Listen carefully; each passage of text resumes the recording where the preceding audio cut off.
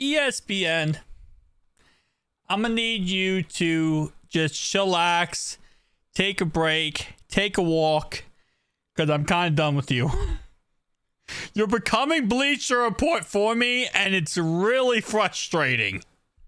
So ESPN suggests that we should trade away Trey Henderickson. Yeah, no, but that's not even a joke.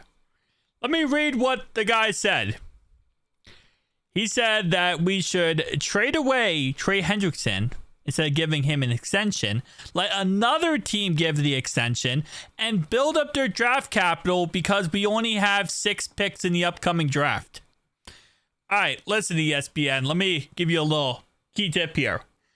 We don't have a GM. Our GM is a play pretend GM, okay? He's not good at drafting. Doesn't have a good track record of drafting.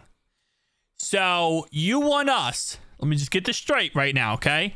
You want us to trade away one of the best pass rusher. I don't care what anyone says. I'm done caring what people say. The best pass rusher in the league. Trade away the best pass rusher in the league. For what? What realistically speaking, what would they give us for Trey? Probably one, maybe a first. I would say a first. He's 30 years old, 1 year left on his contract. Realistically speaking, let's say a first, a fourth, and maybe a player, but I would probably guess a first and a fourth, okay? And we're going to trade him away, right? He's going, we get a first and a fourth. What happens when that first we get, Duke Tobin drafts the wrong guy and our 4 scouts doesn't figure out a way to fix it? Our 4 scouts picks the wrong player. Now we have 17 and a half sacks on defense taken away every year. Now we have our key defensive cog not on defense anymore. Listen, if we had the Eagles coaching, scouting, whatever front office, I might find myself in a place where I could agree. But when we got Duke Tobin, I'm not trusting that we're going to go out there and draft primetime Randy Moss by trading away Trey Henderickson. I'm not going to guess that we're going to trade away Henderickson and get J.J. Watt in his prime. Like, this is just not going to happen.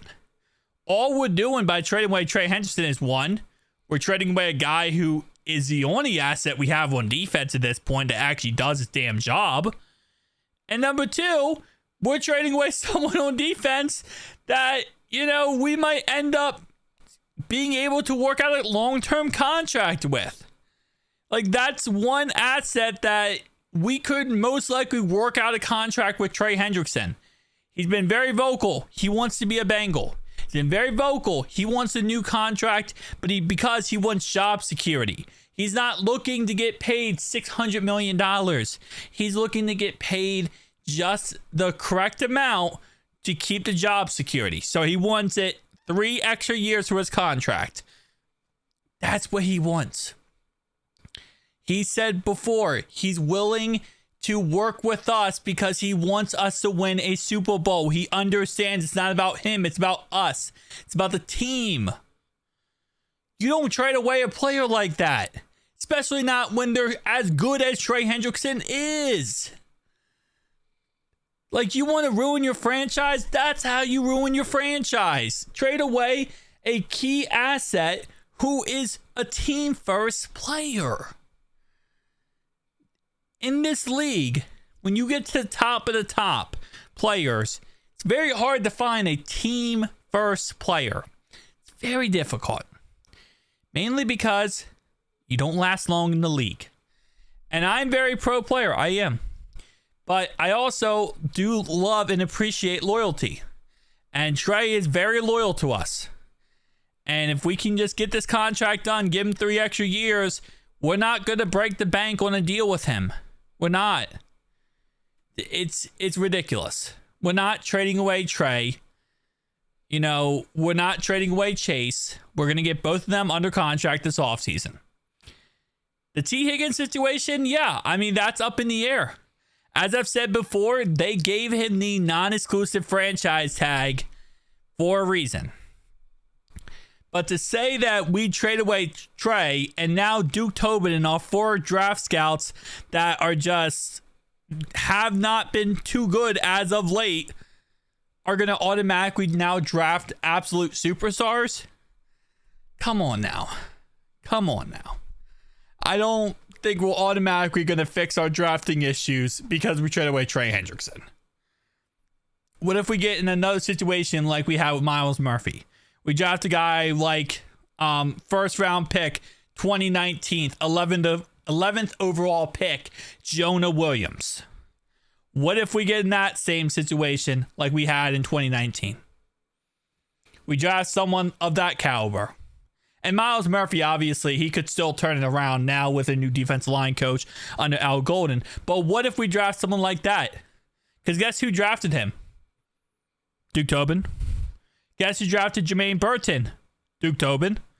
And yeah, you know, I always see the comments. People say, well, you got to blame Zach Taylor too. Okay, absolutely. Blame Zach Taylor too. But Zach Taylor is still on the team. So if we're going to blame Zach Taylor and Duke Tobin and the 4 scouts, well, guess what? None of that has changed. None of it has changed. It's the same system we're in then and now. This is stupid, ESPN. Just stop. All right. Getting more draft capital. I always hate this idea. I know Duke Tobin loves his draft capital, but I always hate this mentality of, well, I'll trade this player for a draft pick, and that's going to help us rebuild this team. People and teams that do that lose. They lose. Because yes, it could work out. But do you know how much of a risk it is? You're trading a player who I know what I can get out of, that I know what level he plays at, who I know how good of a player he is, for a draft pick that I have no idea. Now, the only time that works is when you can't use the player is going to get released anyway, and you're just trying to get value from him. So, for example, trading T. Higgins. If T is like, we're too far away on the contract, right? You can't figure it out on that deal. He won't play on a franchise tag, and you trade him. That makes sense. That works. But to trade a player who is one of your best players and say, oh, well, we're going to try to replace him. You're not going to replace Trey Henderickson with any draft pick you get for him. You're not. You might be able to get 1/5 of him. You might be able to get 1/3, maybe even half. But you're not going to get Trey Henderickson. And even if that player you end up getting ends up really being good, right? Say, you know, he ends up being not Trey Henderickson, but even somewhere near that, you're going to have to pay that player quadruple the money, because by that time the salary cap will go even higher, and players will cost more money. You're just going to forever find yourself in this endless loop. You're never going to find yourself in a positive situation if you're trading away a key cog in your system for draft picks. Now, there isn't a concept, this idea of, you know, you trade away Billy Price and you get someone like BJ Hill. You trade player for player. That works out a lot better, in my opinion. Especially if you're looking at, I don't know, whatever, and you're like, I really like that option over there. Now, there was that radio show that came out and talked about, well, what if you trade away Trey Hendrickson for Micah Parsons?